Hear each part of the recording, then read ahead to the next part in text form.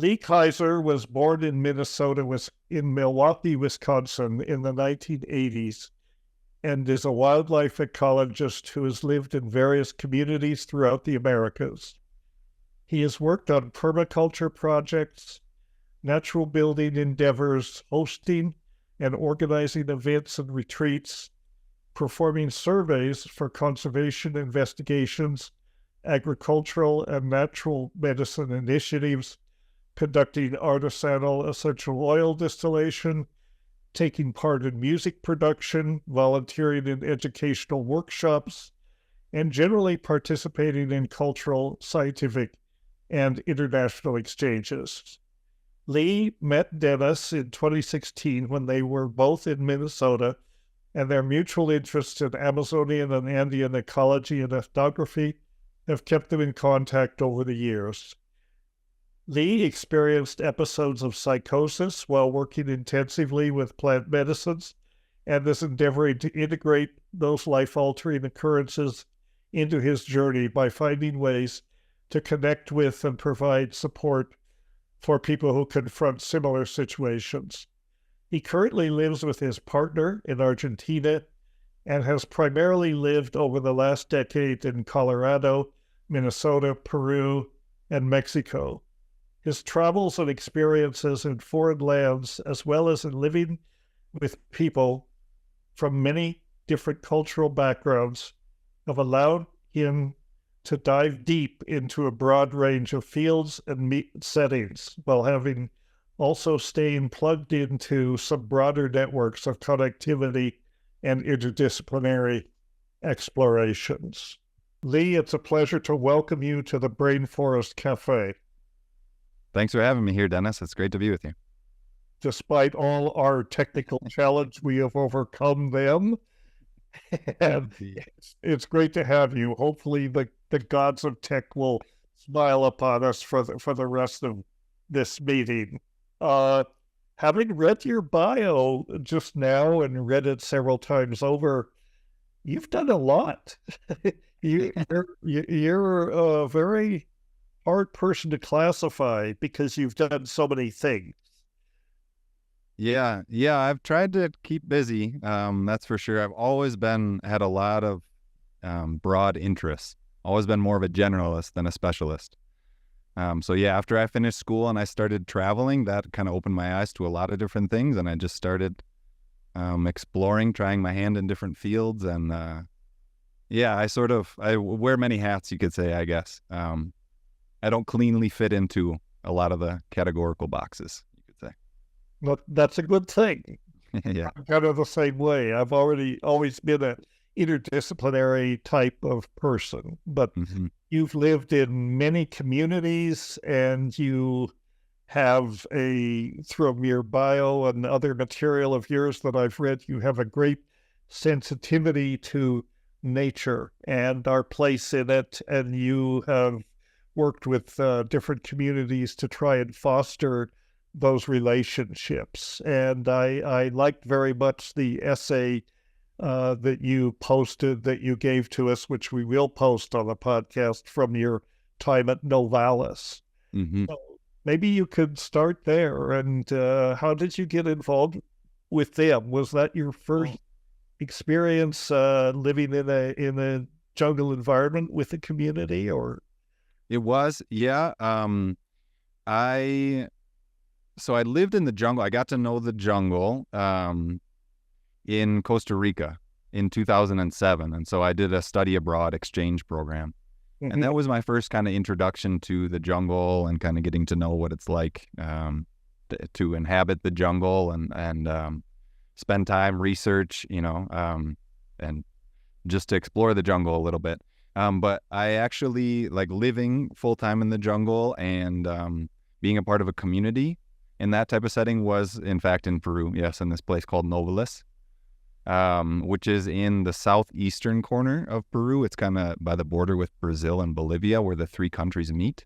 The region is called the Madre de Dios region of Peru. Oh, yes. There's a really well-known park there, national park, called the Manu National Park. Nature reserve. That's right. Yep, yeah. Exactly. Yeah. And so I went down there actually. I was just backpacking and traveling through Peru because I always wanted to go see the Amazon. I grew up with a lot of time spent in nature with my family, and that attracted me to wildlife sciences and ecology and learning more about nature academically and professionally. And so after I had that introduction to Costa Rica during my undergraduate studies, and that really it inspired a lot more motivation to continue exploring different natural landscapes and checking out habitats that are unfamiliar to me, and kind of going back to that inspiration or interest as a young child and all throughout my adolescence to know the Amazon rainforest. I always viewed that as like kind of the epitome of, you know, what biodiversity is all about, and as a really unique and special ecosystem that was very drew me in a lot as a youngster. And so when I got the chance after I finished my undergraduate studies and I started working independently and doing a lot of freelancing and contracting, helping out with different research projects, I had a chance to go down and spend a few months in Peru. And I was just backpacking and getting to know different organizations and groups doing conservation work and ecology related work. And I ended up joining a retreat, a 2-week retreat, to go into the jungle and to work with ayahuasca.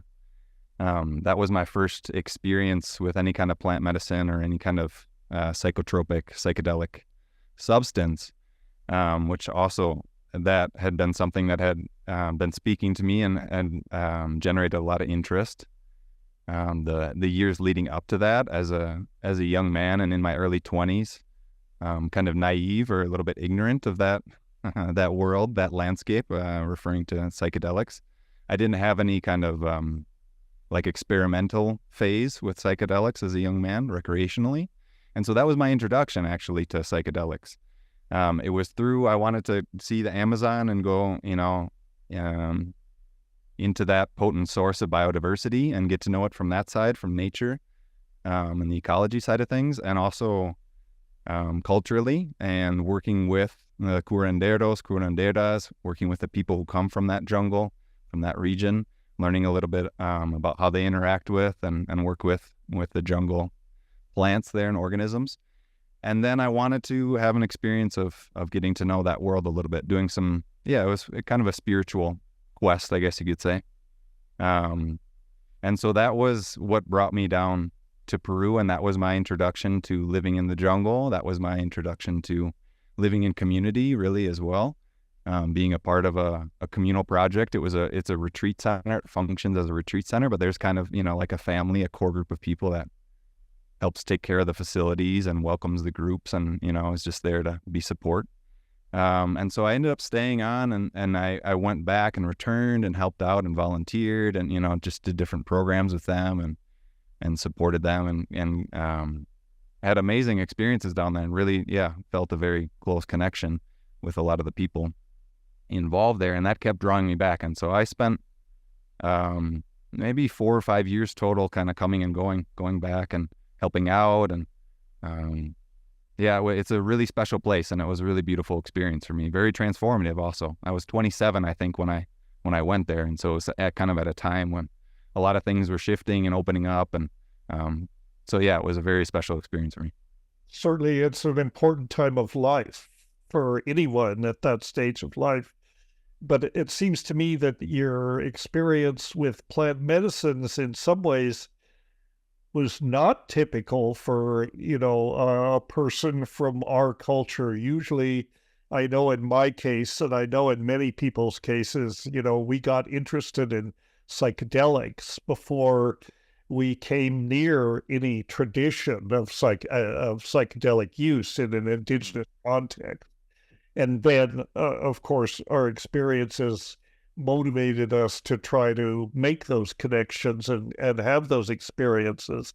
And it sounds like you skipped that part. You started using them in a traditional context, in the context of ayahuasca healing and that sort of thing from the very beginning. Yes, yeah, that's accurate. I think that was a very important aspect of my experience and introduction, and it's shaped me a lot. It's molded, I think, my experiences a lot, and my path, and just how I've worked with medicines and connected with the different plant teachers and with healers and ceremonial use of plant medicines. But I don't think there's I don't know. I don't think there's any right or wrong way to go about it. Of course, they're all different. But for me personally, I really appreciate and think it was an important thing for me that I didn't, have any kind of recreational, experimental, encounters with mushrooms or LSD or other substances that a lot of times in our culture nowadays, young people are exposed to those substances, those experiences in more of a recreational setting, just kind of partying or with friends. And it can be intentional. It can be, spiritual, or it can, Or of course. But for me, it was, I felt like it was really important for me to understand the context of how to approach those compounds and those experiences that was very beneficial for me and has really informed me in a lot of ways that I think has been very positive to see it through that framework and that lens. But also that's me. It really resonates with my nature and how I view life, the kind of shamanic approach to things. So yeah, that's definitely a distinct part of I haven't met many people who their first experience with any kind of psychedelic substance is doing a dieta in the jungle with a curandera. There's not that many people, I think, who go right to the heart of things, and just dive right into the deep end. That's how I tend to explore things a lot of times, though. But yeah, that's very unusual. You started at the top, kind of started with some of the most challenging plant medicines, and then right. later, did you get into mushrooms or LSD or any of these things, or has ayahuasca been primarily what you've been involved with when it comes to plant medicines? Yeah, later on over the course of the years afterward and kind of my journey since then, I have worked with and consumed mushrooms a little bit, more kind of recreationally or just kind of on my own. I actually haven't had that much experience consuming them, but I lived in Palenque. I lived in southern Mexico for a couple years, all in a similar kind of situation, in a sort of a ceremonial retreat center kind of space in a community. And we were surrounded by cow pasture, by ranchers. There's zebu cattle that the ranchers had all around our property. And so there were, cubensis mushrooms that would come up after the rains almost, all throughout the year. And so I would often collect them. I worked with them a lot, and I would dry them, and but I didn't actually end up consuming them that often. I consume them for other people, or you collect? I mostly would. We also had bees. I was helping keep bees, and so I would dry. We had a dehydrator. I would dry the mushrooms out, the fruiting bodies. And then I would turn them into a powder. I would pulverize them, just basically using a blender. I would make a powder out of them. And a lot of times I would store them in honey. And I would share them with my partner. That's where we met, actually, down there. And she had an affinity with that medicine in particular. She connected a lot with the mushrooms. So I at times would just, after drying them out, I would weigh, 3 or 4 or 5 grams and just kind of separate them. And that way, I had some medicine and to share with people who would come through or to share with the family there, the people we were living with. I did a little bit of, I tried some microdosing with, after I prepared the powder, the mushroom powder in honey, stored it that way, I would take a little bit of the honey with the powdered mushroom, and do kind of like, I don't know if it's a official sort of Paul Stamets protocol of take the microdose one day and then have 2 days of rest. And so I kind of made my own protocol a little bit of, having a routine of one day of doing a little bit of yoga, and taking a microdose and kind of tuning in that way. And then the second day I would do some journaling and kind of creative process. And then the third day I would try to do something a little bit more like spiritual, or, kind of just trying to find my own format or version that way of connecting with the microdose that way. It didn't, I don't know. I mean, I could sense it some days. I'm not a real big believer or proponent in microdosing. There's obviously, there's a lot more to be learned about, and there's a lot of potential there, I think, possibly. But yeah, I never really went too deep with mushrooms. I tried acid, I think once or twice, just like a small dose. That was it's just never really been in my field. It's never really been around me by chance. But I did end up getting into a lot of other, mainly plant medicines, and mostly with other healers, traditional healers. And so wachuma, the mescaline-based cactus, as well as peyote. There's a snuff called wilca and yopo, which are DMT-based snuffs. Right. And so I got involved and participated in a lot of ceremonies, mainly with those medicines, with the wilca, yopo snuff, and with wachuma and ayahuasca. Those are the main medicines that I worked with. But yeah, I kind of, I was open to working with people and medicines that kind of entered my field. I didn't really go out, looking for things too much. I just kind of stayed open to what was sort of presenting itself, so to speak. And I think, yeah, life kind of brought me what I needed at the times that I needed it. But did you ever feel a calling to become a curandero, or to practice, apprenticeship, or other approaches you might have taken to become a person that you might call a curandero? Or are you, or not? You've lived with curanderos, you've lived in this traditional environment for a long time. Has it ever been something that you've wanted to do for yourself, or to bring it to other people? Yes, absolutely. I would say a few years, 2 or 3 years into starting to get to know and work with the medicines and with some of the teachers, I felt a really strong calling to that. When I was so I went down to Peru for the first time that I worked with medicine, and I did a dieta, which is kind of the traditional or the ancestral. I'm not, obviously I don't need to explain it to you. You know very well what dieta is, but just, generally giving a little explanation for those who aren't as familiar.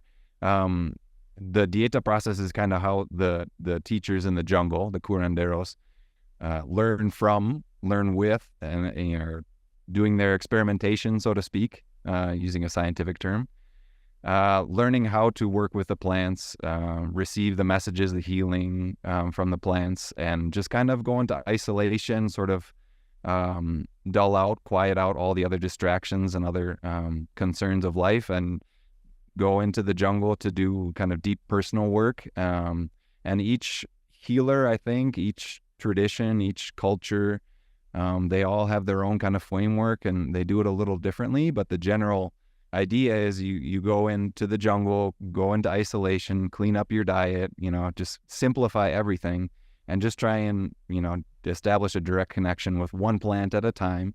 And ayahuasca has kind of been the plant that anchor plant, or the master. Exactly. But yeah, it's sort of been ayahuasca, the bridge. You learned about other medicines, right? Or exactly. Yet it's not done exclusively with ayahuasca.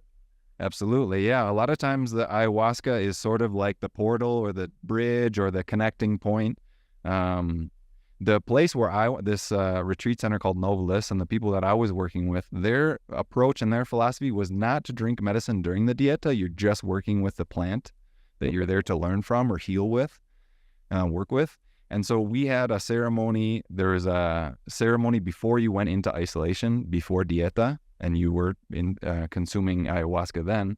But then during those 7 days, when you're in isolation, you're just consuming the one plant that you went to diet with, or that they recommended to you to work with. And then afterward, you have another ceremony with ayahuasca to kind of reintegrate. So in that format, in that place where I was, it was involved, but I wasn't consuming ayahuasca during the dieta. I think in a lot of places and with certain traditions and healers, they do consume ayahuasca, the brew, during their dieta. I've actually even heard that some of the way that they use the dieta process is they brew in the plant that they're trying to work with into their ayahuasca brew, and that creates another element, as opposed to just taking the dieta plant isolated from the ayahuasca. I'm sure you know a lot more about this, but I think there's a lot of different approaches kind of. I think there is no one approach. I mean, it's like there's no standard way to do it. It's everyone's is a little different. But what determines your choice of the plant to do the dieta with? I mean, what does it call to you, or do you take the advice of a curandero that this is the plant for you, this is the one you need to diet with, or what leads to the choice you make to have this 7-day dieta? What it's a combination of both. Having done a few dietas now, when I first started and my first introduction to dieta, I just completely trusted and left it into the hands of the healers and the team there and their wisdom and also their intuition, just what they sensed. And so I just expressed kind of what my intention was, or what was bringing me down to the jungle, why I wanted to be there, what I was there for, what I was facing and addressing, trying to deal with, what I was struggling with, things like that, physically, emotionally, psychologically. And so through that, what I shared with them, they recommended to me a particular plant. They actually recommended to me, it's a species of strangler fig. It's a ficus species. And I was taking the resin from this vine. It looks like a tree actually in time. As it grows, it completely envelops and creates a net, basically, is what it looks like, around a mature tree that's already there. And the vine just like encirculates and encapsulates it, and it strangles it out. That's why they're called strangler figs. And so after time, it looks like it's a giant mature tree, but it's just this web of vines that's basically taken on a form of a trunk, following an original tree that was there. And so this particular tree I was working with, usually in general, a lot of people say that the healers, they recommend you start with leaves, start with small plants, start with shrubs or kind of simpler plants. And then you work your way up to hardwoods, more mature trees. But in this case, they recommended to me to work with this tree, and it was, in particular, it was a lot related to do with emotional things I was going through, and just trying to connect with my heart a little bit more. I'm a very logical, intellectual person, and so I can kind of get a little too carried away with sort of following my mind or what my thoughts are telling me, and trying to connect more with my emotions and just with my heart. And so that tree had a lot of affiliation, or that vine, that plant, has a lot of associations with emotional grieving processes. The healers traditionally, the way that they shared with me about the plant was that they use it for grieving when there's loss of a partner, when there is separation in a relationship, or when there's some sort of heartbreak or dealing with the loss of a loved one. It's something that they work with a lot. And it's also related with the heart physically. They're shared with me that when people have heart surgery nowadays, it's actually kind of a folk remedy that they often recommend to people who have gone through even conventional, medical procedures. But it has some properties that they associate and they believe, they've observed, that it helps in particular with matters of the heart, whether that's physiologically and physically or emotionally. I've had some cardiac procedures. Oh, really? Yeah, I'm looking for something to help. But the ficus, I mean, would you say that the ficus is is it psychoactive, or does it put you, it's not, right? No. But it affects your state of mind to do the dieta with this plant. Yes, I think it's more on a subtle level with that plant in particular. I didn't notice anything in particular, like, wow, I feel really sedated or calm, or I feel really agitated or, stimulated.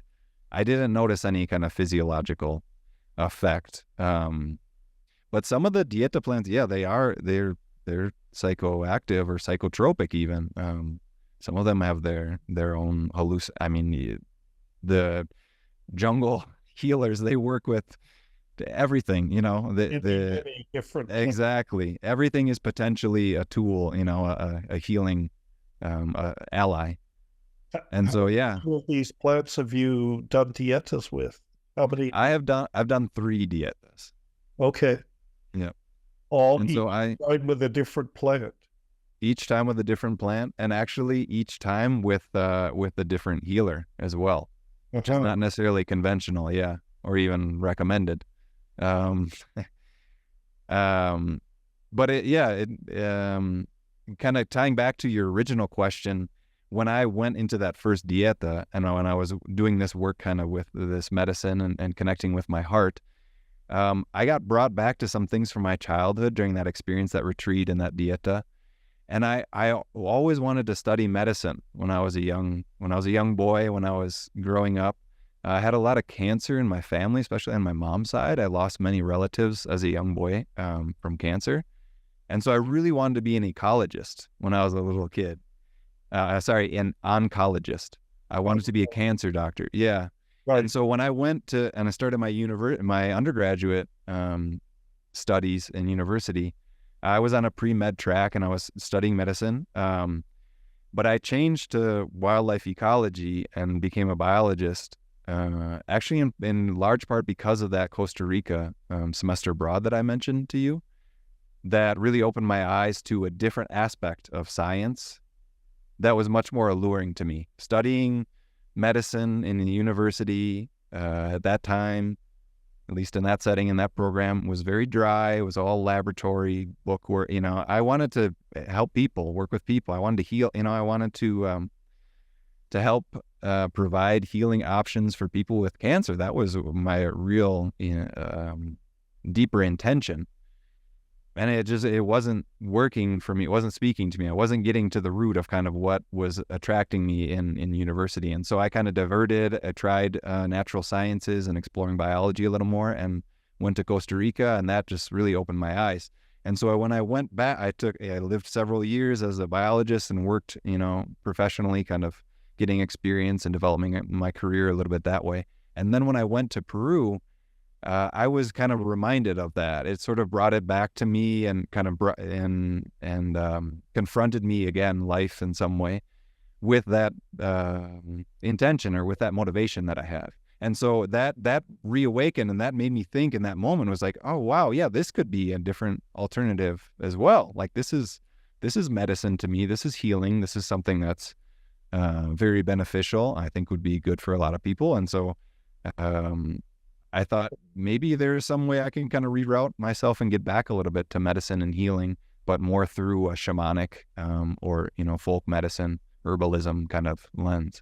So yeah, definitely it brought about that motivation was there, but it quickly that motivation and that process evolved for me a lot over the years and in time, because I quickly realized it takes a lifelong training and apprenticeship, and you have to really dedicate yourself to that if you want to truly take on that lifestyle and dedicate yourself. It's not like something you can just, try and give it a whirl and see how it goes. Like the people who really, that I've met, who have a strong presence and a capacity to hold space and foster a healing atmosphere and help accompany people and work with the plants, understanding kind of what they're bringing and working with the people, understanding what they need.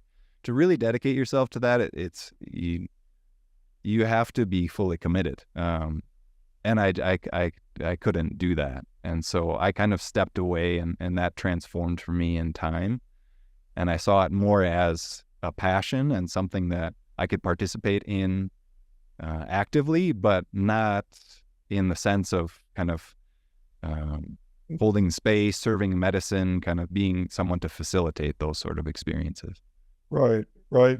So you've gone further than many people ever have, the getting into these traditions. And it's interesting that you were originally in science you studied medicine in the scientific context because you wanted to heal people, you know, but it was not satisfying, and you had to take this sort of detour some ways, although it wasn't really a detour. It was a path of discovery. And then you discovered the plants, and then you kind of through the plants came back to medicine.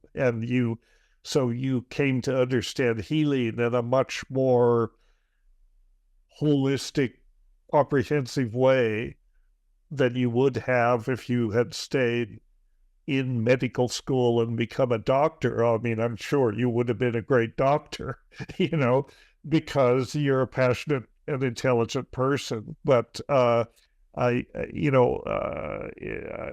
known lots of doctors, I'm sure you have too, that they get on this path and then they become disillusioned, because medicine as it's practiced in biomedicine, in conventional medicine, is very difficult to apply these kinds of different, more unconventional remedies, approaches, and it's frowned upon, and many doctors at some point in their career become disillusioned with their experience, and it's no longer satisfied.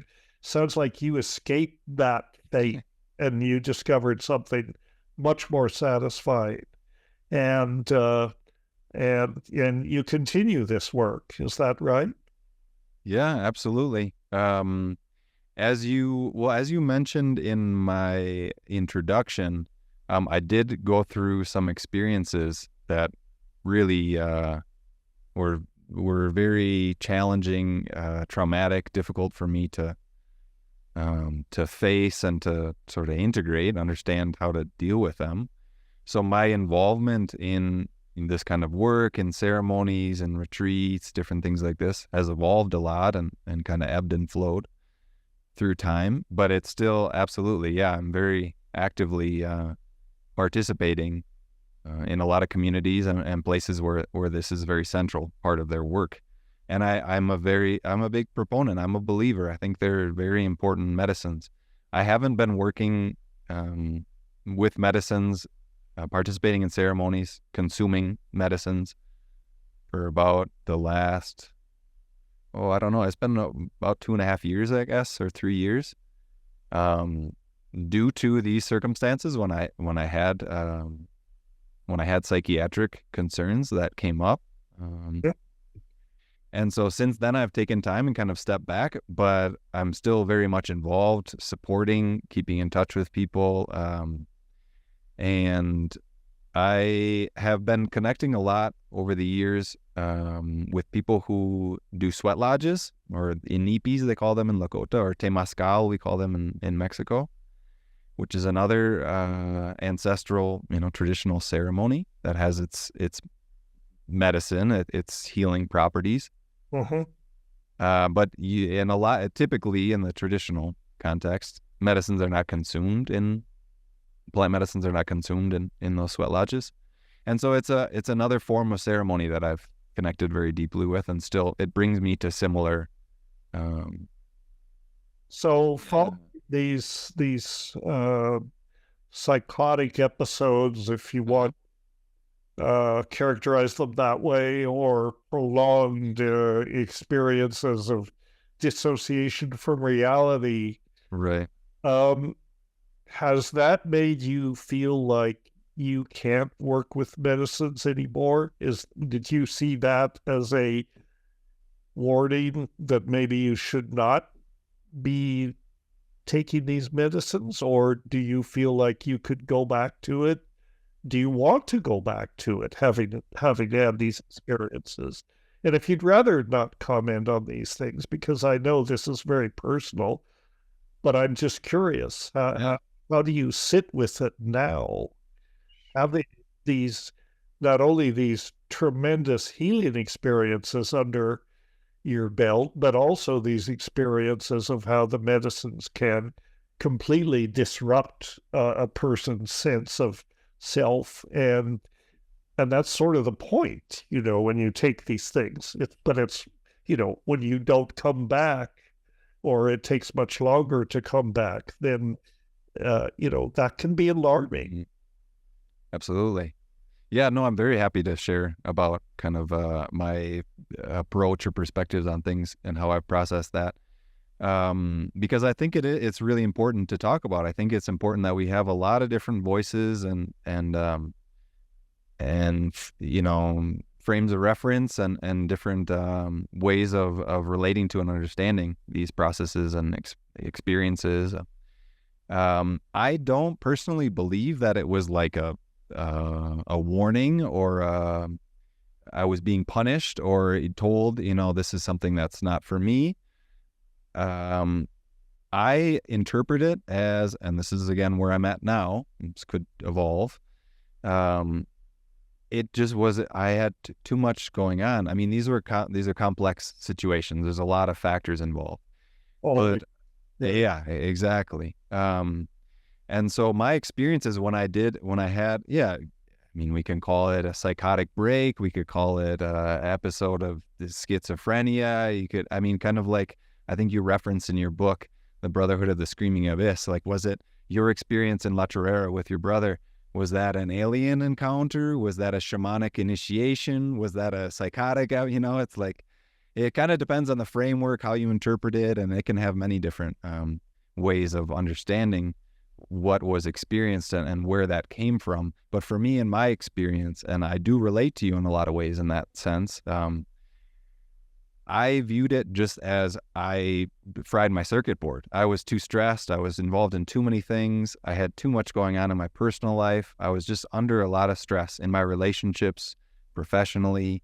And I was not taking enough time to slow down, process the stressors, deal with, the things that were creating difficulties for me. And so that was just kind of like the straw that broke the camel's back. If I wouldn't have been doing medicines, I don't know that I would have been brought to that point that my psyche would have broken open so in such a delicate and scary way, because it really did. I think the medicines did have a role in some ways, but I don't think that they were the culprit or the cause. I don't think that I have any kind of physiological or neurochemically any kind of adaptation or unique qualities or physiology that makes me more predisposed to something like that, or more vulnerable under the influence of those substances to have something like this occur. I think it just was, I pushed things to the limits, and I was not cautious, and I overloaded myself. So it pushed me past my breaking point. It sounds like it happened at a time when many stressors were impacting on your life, and and you were dealing with that, and then maybe that was not the appropriate time to take the medicines, and then they, so they kind of pushed you past your limits, and it was a response. I experienced something similar, when we went to La Chorrera, certain sense. I mean, just going to La Chorrera was a very stressful thing. I was 20 years old. I knew nothing about anything, and my brother was, running the show, and he knew even, he didn't know very much either. None of us did. We were at play in the fields of the Lord, literally. Didn't really know what was going down, but when we got to La Chorrera, it was like we knew that something big was going to happen, and the universe obliged, and something big did happen. And you're right. I mean, there are elements of, alien abduction and shamanic initiation and psychosis all wrapped together. They were elements of all of these things. And they can't be boiled down to any one of these things. These are just powerful, life-transforming experiences. But you dealt with it, you recovered. And one of the things I wanted to ask you about, where you had like a couple of these episodes, and in one case, you were pretty much under the care of conventional psychotherapists or psychologists. In the other case, you were under the care of shamans, your community. Which was a better path to get yourself back to being the person you are? Which was the most healing? Which was most effective, the shamanic approach or the psychological approach? Yes, the shamanic approach definitely was much more effective, much more elegant, much more intuitive, much more harmonious with what I was experiencing and processing. Even though it's from a cultural context and framework that's completely foreign to me. I don't come from the jungle or an indigenous setting. I have mostly German ancestors, and I grew up in the Midwest. Is very out of my element, but it's still, I think there is something to the shamanic approach that's very universal. It's of this earth. It comes from people. Those are universal things. And so I think there's access for anyone through the shamanic approach. It takes someone who can speak your language or kind of relate to things, give you, ways of relating to things that are that make sense to you. But for me, it was much more effective. The times when I was I will say this though, there's a caveat, because when I was admitted into, I was institutionalized basically into a psychiatric ward, I was treated as a drug addict. So I was treated as if I had a substance abuse problem, that I was addicted to psychedelic substances. They couldn't really in their framework, this was, in mental hospitals in Minnesota at the time. And so they don't have any awareness of ayahuasca and Wilca and Wachuma and those things.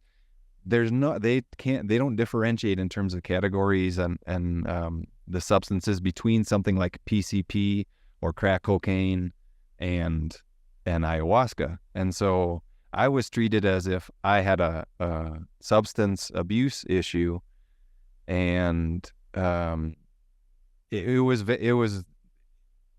very detrimental for me. It actually set me back a lot. It created a lot more problems for me than it did help me address kind of what was at the root of where this situation was coming from.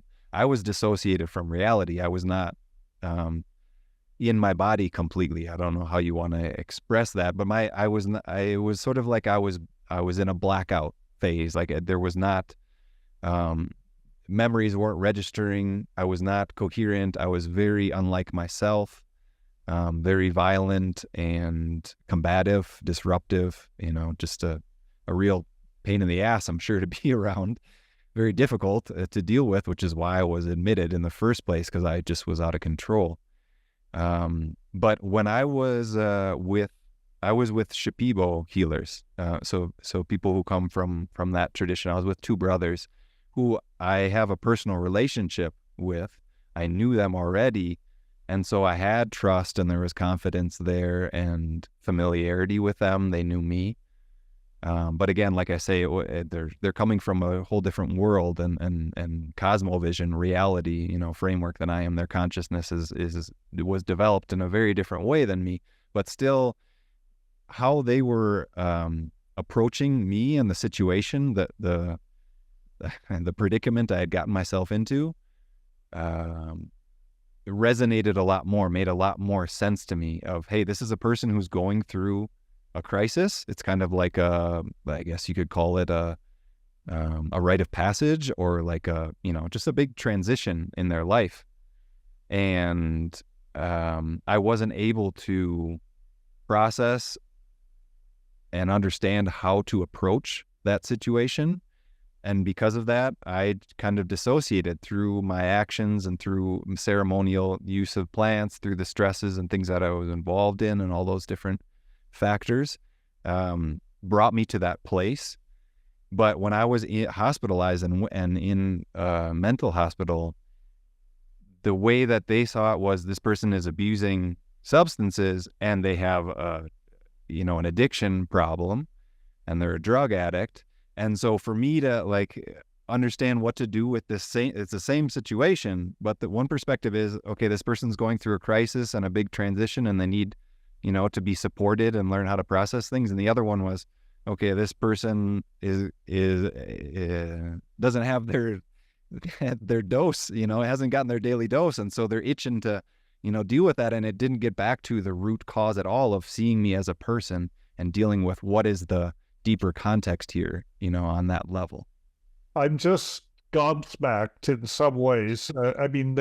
The biomedical environment that you were subjected to is so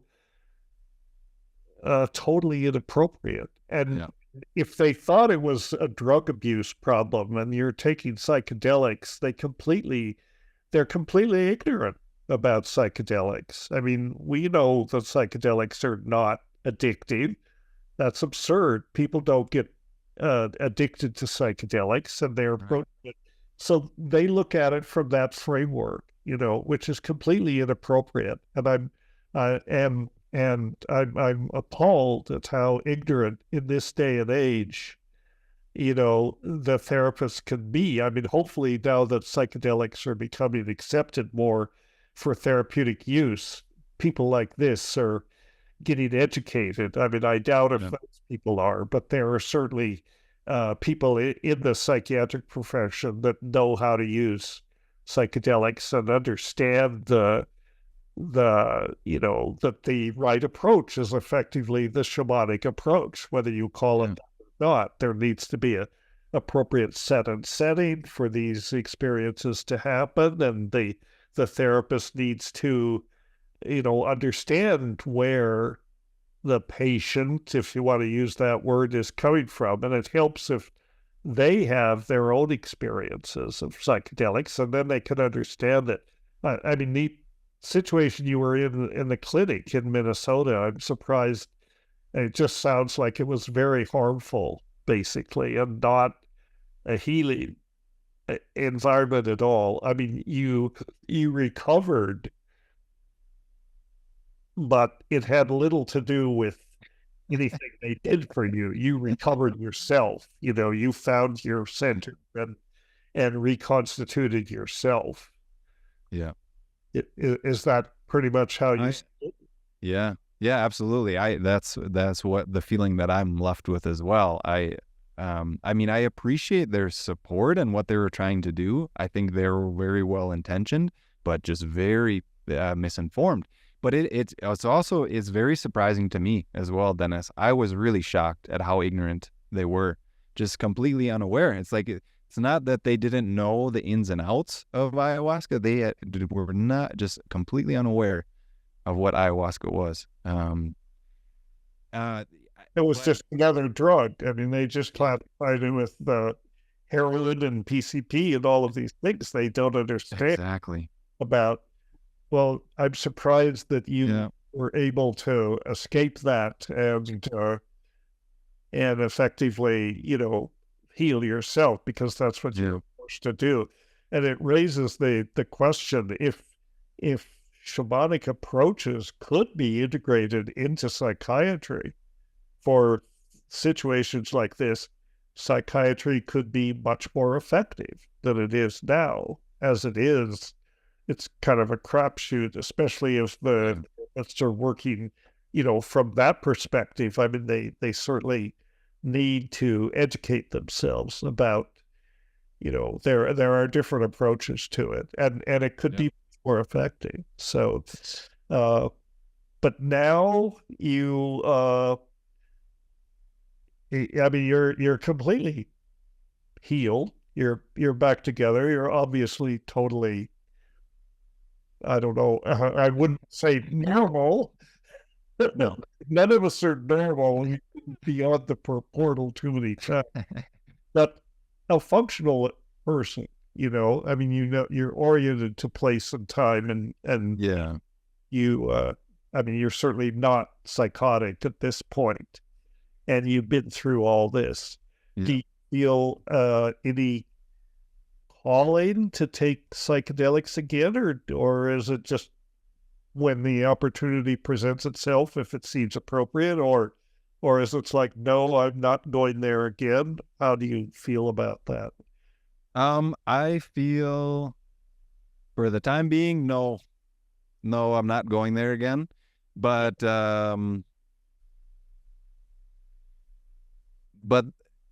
I will say I maintain openness. I think there's a possibility that at some point down the road, perhaps, maybe decades, it might be many, many years, but there's a possibility where it might speak to me again, or where there could be some intention or a sense of place for that in my life.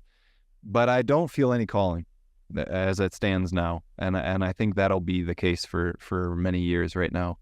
I'm a lot more tuned into my well-being, my health now on in a holistic kind of a sense than I was before. I think I was a little bit kind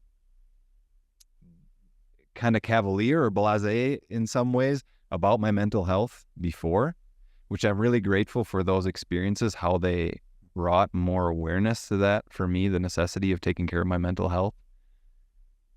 But also just emotionally, psychologically, a lot of things that I maybe wouldn't deal with so proactively or would kind of put on the back burner. It's become much more apparent I need to deal with things as they come up and take care of my health in a very well-rounded and holistic approach.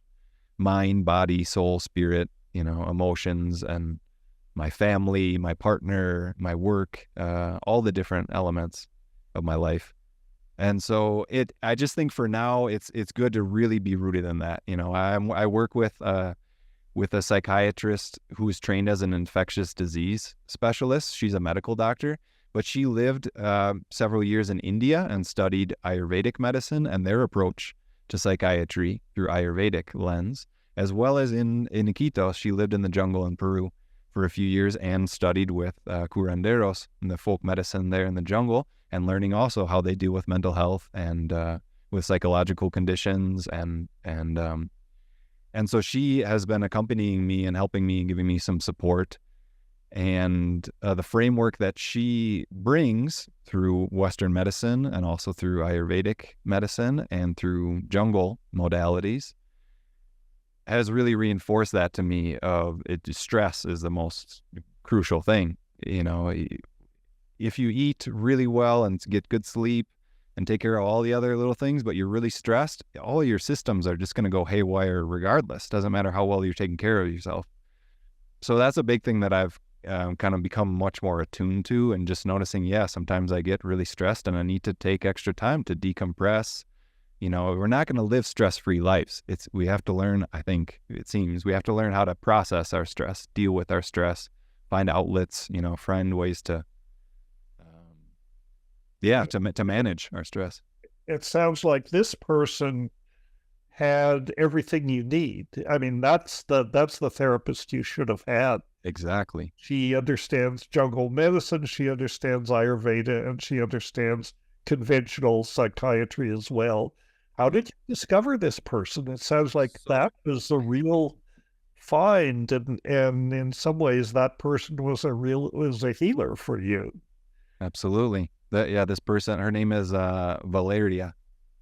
I can't even pronounce her last name, to be honest. I'm sorry, Valeria. She has a Polish last name. I think it's Winniczuk. But I met Valeria. I met her through my partner Shani, who when we were living in Mexico, and I had a psychotic episode come up when I was there, and Shani was taking care of me, helping support me, helping look after me while this was happening. She reached out to her friends and her network to see if there was anybody through, our communities, through our connections, who had some knowledge, some tools, some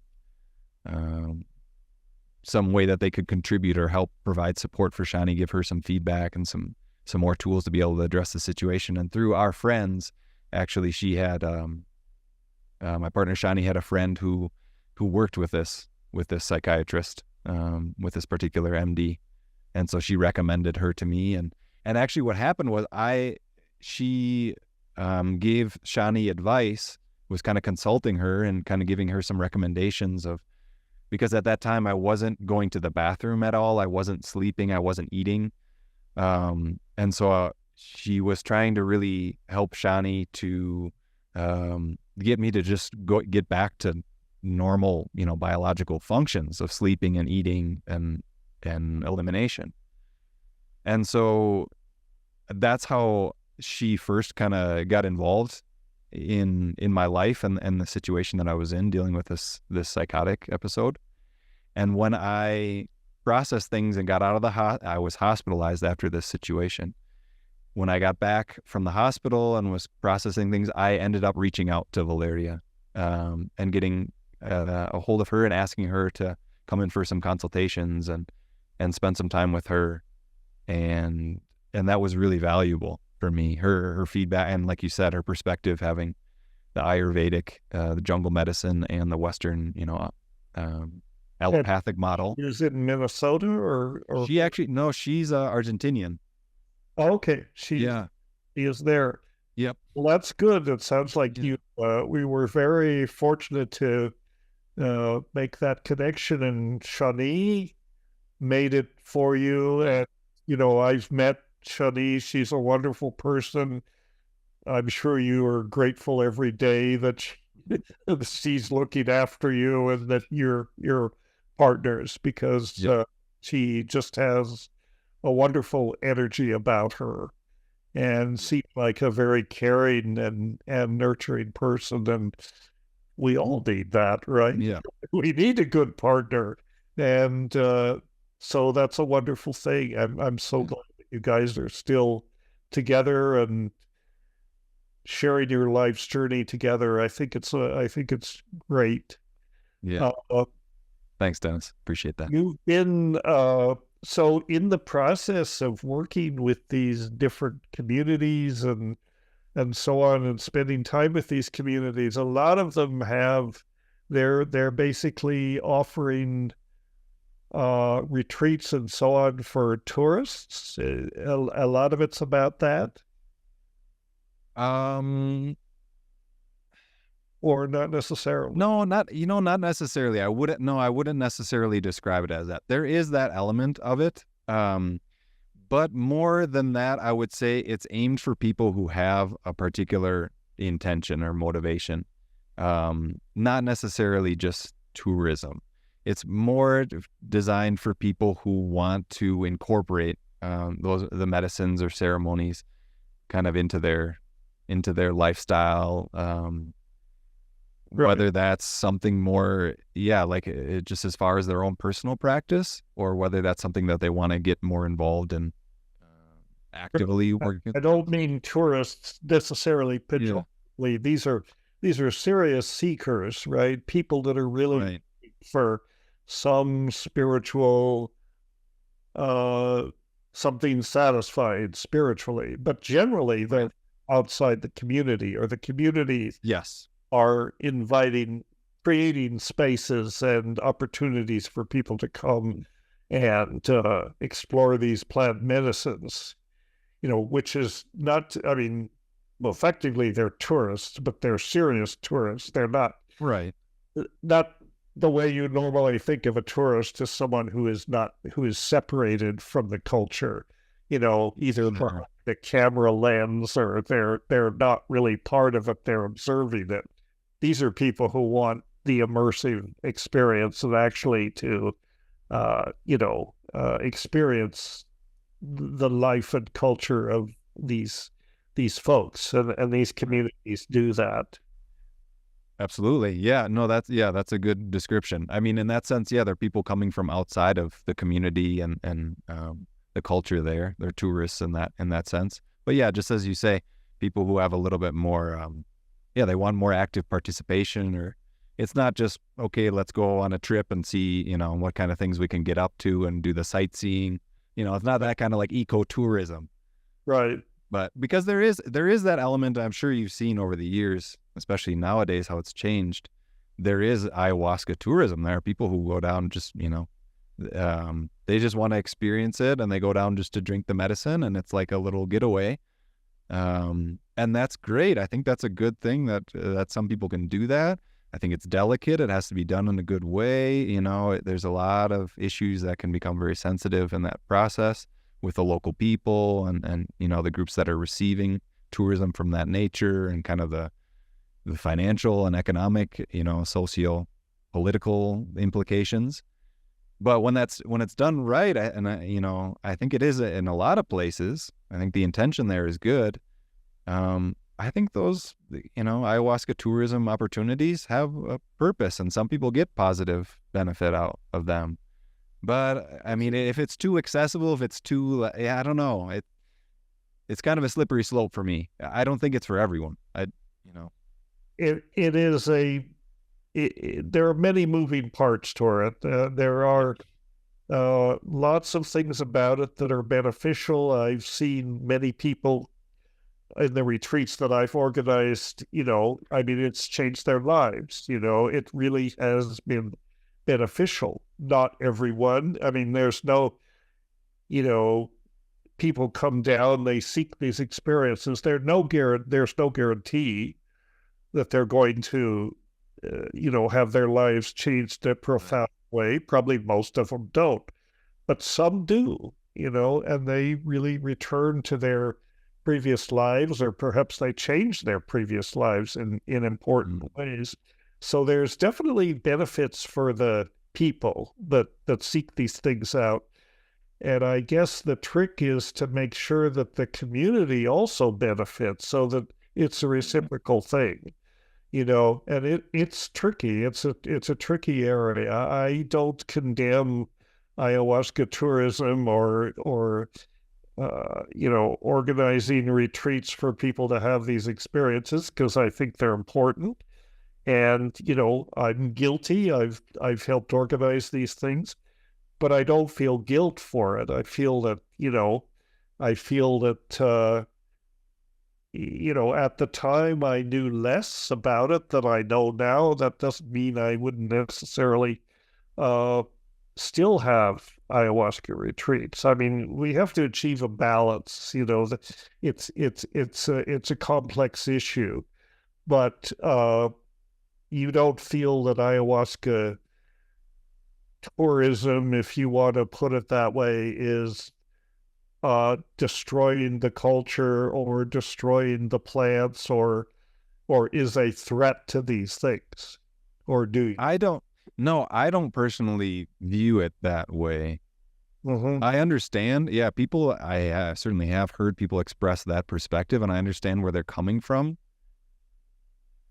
I think, well, from the point of view of ecology and biology and conservation and that side, I don't think there's a risk to ayahuasca, the vine, as a species, just because we have enough of the Amazon conserved, and that's in protected conditions, that I believe that species will persist as long as there is, the open space and the intact forest there for it to continue to thrive. I don't think we can go in and harvest I do think we need to have more cultivation of the medicine, of the plants, of ayahuasca and chacruna, that we don't have to go in and harvest as much from the jungle. That would be obviously ideal, but I don't think we're a risk to the species Banisteriopsis copy of becoming endangered or in risk of its conservation status. That's just my personal belief. I do think, though, that culturally we're creating some havoc or some difficulties for a lot of the indigenous groups who use that medicine traditionally. Just in that the ancestral, the ancient, the traditional format and framework of how those medicines were used in those communities is changing. It has completely transformed. Where the shaman, the curandero, was the one who would drink the medicine, and the person who came for healing was a part of their community, was a part of their tribe or even their family. And they did not consume the medicine. They came with their predicament or their situation that they had to address, and the healer consumed the medicine and kind of tuned in to, to enact or participate in the healing in some way for that person. And they just received the healing. They didn't consume the medicine, which obviously I'm sure you know a lot about these facets of it. But nowadays it's like, a Westerner coming from Pennsylvania or LA or France or wherever, coming to the jungle, for them to just go and approach a healer who they don't even know and sit there and trust that the healer is going to be able to, it's like I think it's created some kind of some restrictions or some like bottlenecking, where it's forced a lot of the cultures to just change their approach to working with the medicines to try and be more inclusive or more inviting or more receptive to other cultures, because financially it's very there's a lot of prosperity that becomes possible there through receiving people from other countries to come and do healing sessions. But then if they're kind of catering how they're doing their healing to what people from outside are looking for, I think there is a little bit of risk culture. It's sort of like when a traditional people, their elders don't have young people who are interested in the traditions, and the traditions get lost because the young people are not following through with that, don't have the interest, and the elders don't have someone to pass it on to. I think that's a little bit of kind of what's happening here. I think there are some really powerful tools and technologies and modalities that these jungle healers were tuning into for many, many generations, that now I think maybe they're losing a little bit of the transmission. It's not getting to the young people, because the young people who are called to a shamanic path have different intentions. They have a different framework they're approaching the medicine from, that's not really in alignment with the ancestral, back generations, where how that medicine was coming to the tribe, to the healers, what its place was, how it was incorporated into their lifestyle. And so I think now it's sort of becoming commercialized, becoming a commodity. And that, I think, on a cultural level, like anthropologically, I think there's some risk there. But just from biologically and in terms of conservation, it's delicate. We have to be cultivating more and not harvesting as much, but I'm not worried about.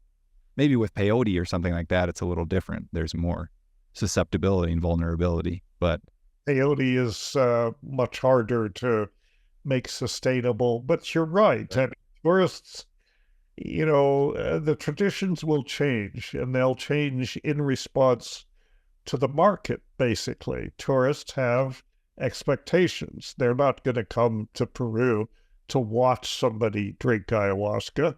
That's not what they're there for. I don't think that it necessarily corrupts the tradition to say, to offer the medicine to people, and because it does a tremendous lot of good. There's no doubt that it changes the traditions. And perhaps one may hope that, in the face of all these changes, these younger people who are in the community who might not be interested at all, maybe they'll discover an interest because, there's a monetary aspect, but then they'll rediscover that, hey, granddad over in the corner mumbling to himself, he actually knew stuff, and knows stuff. And some people will perhaps wake up to the fact that they have a lot to learn, and they can learn, and they can be, but then they also live in a modern world. They also have iPhones and access to the internet and all of these things. So maybe this new generation can be the interface between the global culture and these traditional cultures. And if they're sort of educated, or if they wake up to the fact that they can be the stewards of this culture and the stewards of this of this wisdom without losing it, without letting it be corrupted. But they have to be very clear about it. And it's tricky. It's tricky for any of us to be clear about these sorts of things. But there are some, that do understand it. So I'm hopeful. I mean, I don't think anyone knows. The Amazon, like every place, is changing radically, socially and environmentally and all of these things. Who knows where this is going to be in 50 years? Who knows where the Amazon is going to be in 50 years? There's all sorts of factors that impact it. But, I'm happy that these traditions exist, and I hope they continue to exist. And because numerous reasons, they do help heal people, but they also provide because of the economic, impact that they have, they provide an incentive to preserve the community, preserve the habitats where the plants are, and help sustain the health of these traditions. And as a person who's worked in ecology and ecological stewardship and that sort of thing, that has to be a good thing from your perspective.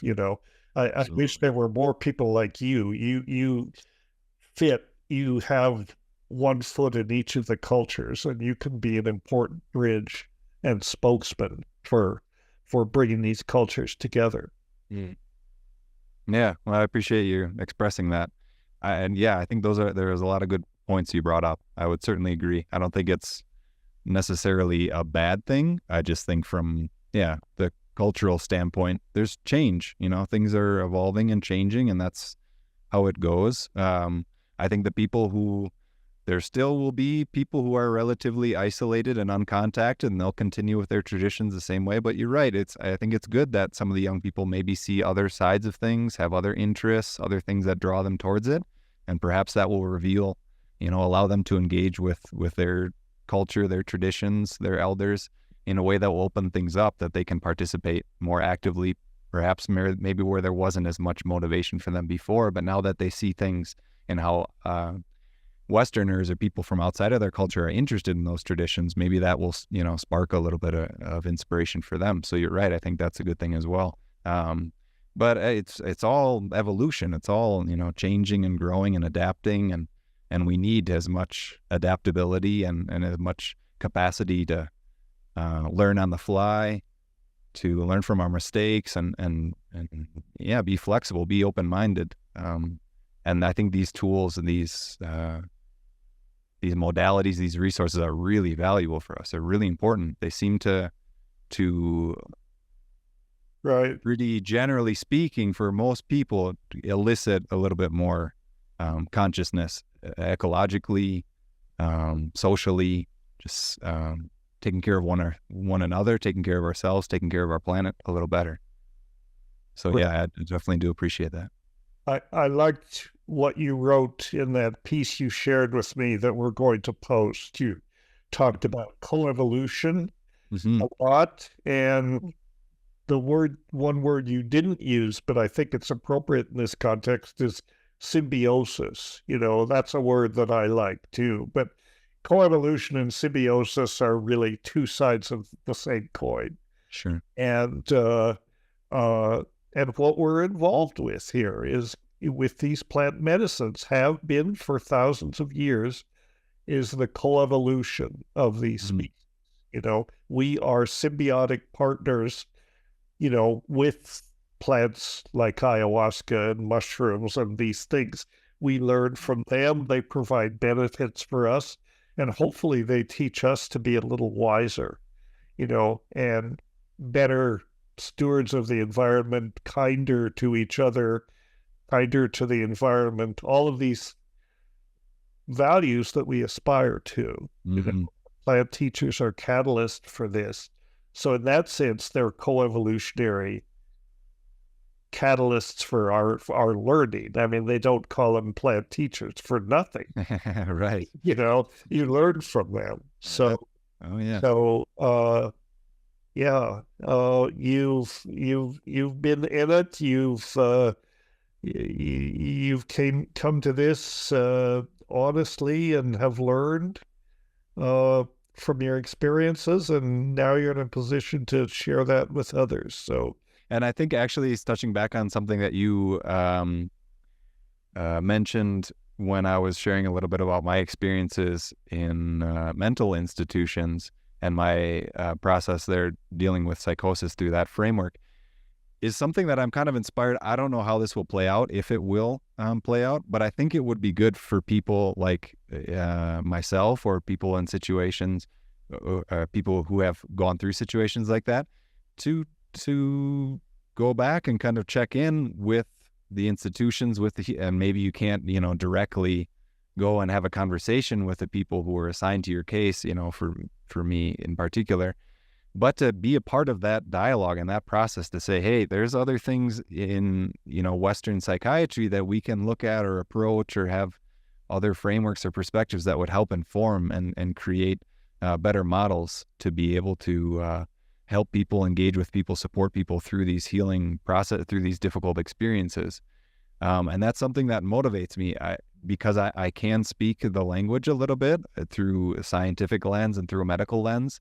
I think they would be receptive and understand kind of where I'm coming from, but also bringing that perspective and that familiarity, the knowledge that I have, the experiences I have with the traditional healers and with other modalities, just to bring that more into the fold. I think that's something that would be good nowadays for our Western medicine models, to have some kind of reevaluation and just kind of see, okay, maybe there are other things that we can incorporate into our field that would make it more effective, more compassionate, more, just a better. I totally agree. I think We need people like you, to be honest, as well, because you're very well respected and you've seen kind of many sides of the situation as well, and your voice too, I think would be very helpful, and also a real breath of fresh air to help us, figure out better ways to just provide mental health why we're doing this podcast,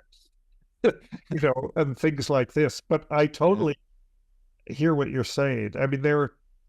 Within the biomedical community, there are physicians that are open to this, that understand this, that understand a bit about these traditions and respect them. And, the psychedelics becoming more integrated into medicine. In some ways, they are forcing these realizations into medicines, whether we like it or not. And sometimes the approach is totally clinical. It must be, it's not therapeutic if it's not in a hospital, if it's, not in a clinical situation. And that's just a total misunderstanding of how these things can properly be used. They're much more effective if used outside. They're not, we think of medicines as something that we give to people who are sick. Right. These are not necessarily given to people who are sick. They are given to people who are well to make them better, better, wiser humans, perhaps to resolve some issues that they may have, but they're not necessarily, seen in the context, and then the idea that you must have some mental or other deficiency in order to benefit from this. Right. They benefit many people. You don't have to be deficient to become a better human. These are learning tools, basically. They're plant teachers. And Lord knows we have a lot to learn from. So we just have to keep on doing that, and keep doing what you're doing if it's satisfying, and seems to be. So absolutely, yep. Just keep grinding away the best you can. Yeah, exactly. Thank you so much for sharing your perspective on all this. Yeah, absolutely. Really appreciate it. I appreciate you, Dennis. Thanks for taking time for me. Hi, this is Dennis McKenna, and I'd like to thank you for tuning into our Brain Forest Cafe podcast. We really appreciate your interest, and we'd like to ask you to donate to the McKenna Academy so that we can continue to fulfill our mission of fostering symbiosis with all living things and bring you excellent content and stimulating ideas such as you can find at the Brain Forest Cafe. You can visit our website at mckenna.academy, and if you look at the website, there are buttons all over the place for donations. So any amount is appreciated, and we hope you continue to follow us as we do more podcasts for the Brain Forest Cafe.